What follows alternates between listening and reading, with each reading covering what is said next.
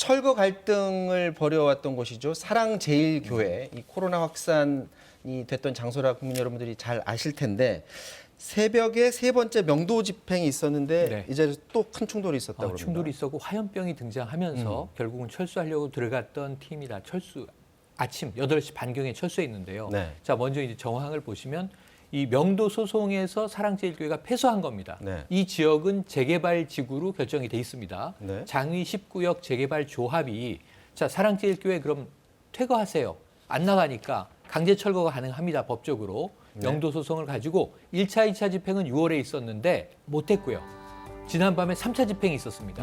새벽 1시에 굉장히 많은 인력이 들어가서 철거를 시도했는데 강력한 신도들의 저항에 오늘 아침 8시 반에 물러난 거고요. 네. 이 갈등은 이어질 것 같습니다.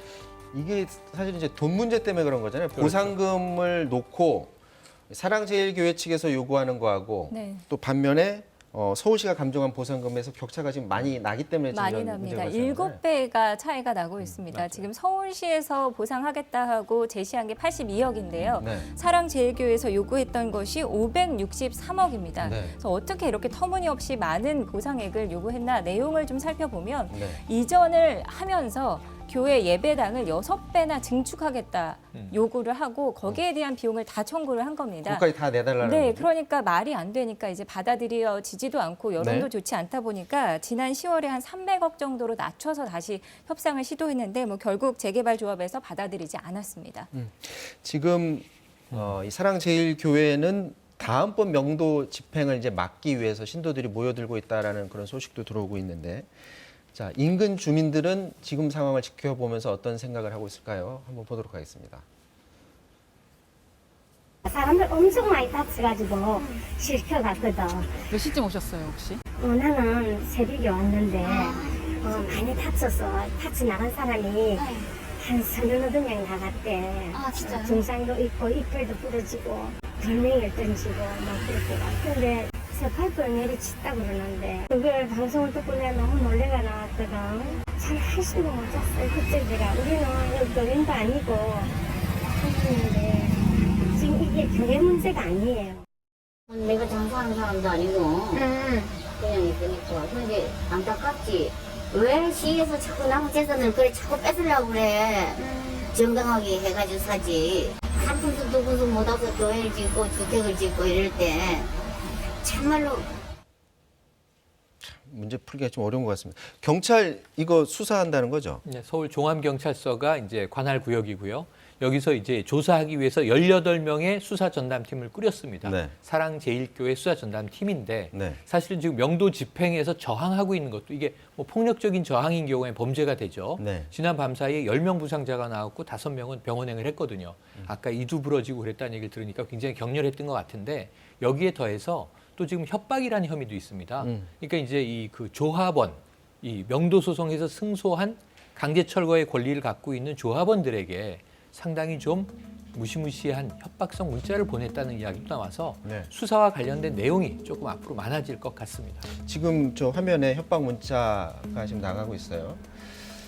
자, 저렇게 신도들이 특히 이제 종교를 믿는 신도들이 조합원들한테 저런 협박 문자를 보내는 거 저거 어떻게 이해해야 될까요?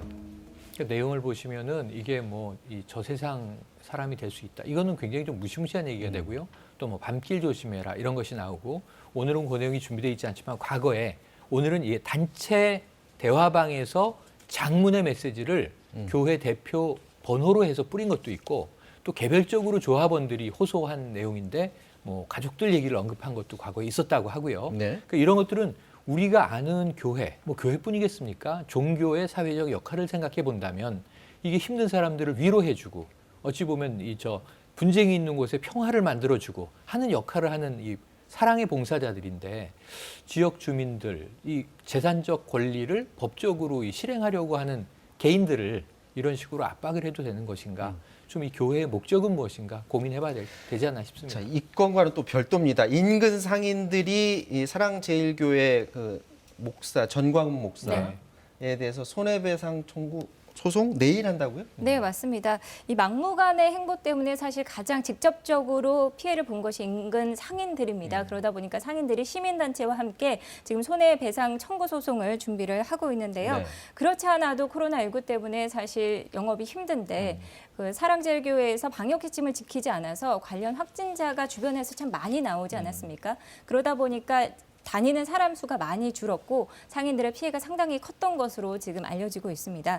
그래서 관련해서 전통시장 상인들은 100% 참여를 했고요. 또 인근 상가에서도 한 90%가 참여를 해서 지금 소송을 진행하겠다고 하는데 이 실질적으로 매출이 줄어든 것이 사랑제일교회의 어떤 직접적인 영향을 받았다는 것을 증명하는 것이 관건이 될 것으로 보입니다. 자, 명도 집행 그 과정에서 또 이제 결사적으로 막을 것 같은데 재산권 지키는 것도 중요하지만 다치는 사람이 절대 없어야 될 것 같습니다. 맞습니다. 자, 지금까지 최영일 평론가, 김정윤 시사캐스터와 말씀 나눴습니다. 두 분 말씀 고맙습니다. 고맙습니다.